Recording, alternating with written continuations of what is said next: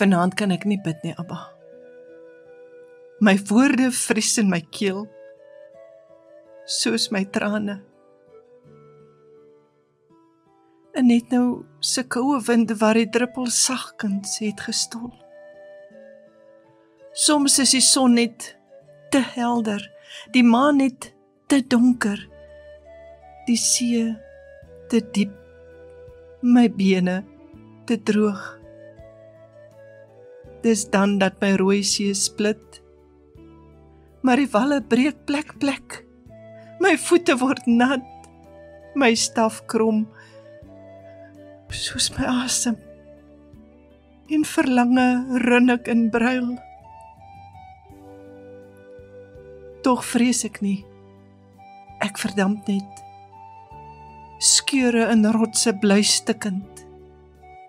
Geen salf sal dit genees.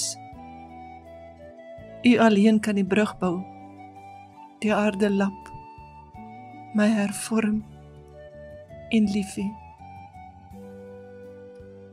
My gebed bid vanaand nie, dis net nat letters en duinvinne wat doelloos plunder in golwe, borslag.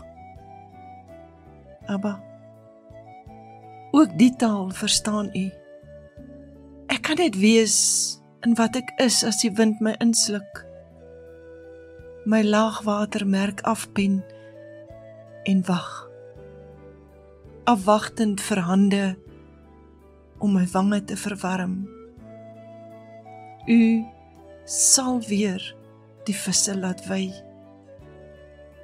Dankie. Geskryf en gelees deur Margaret Bennett.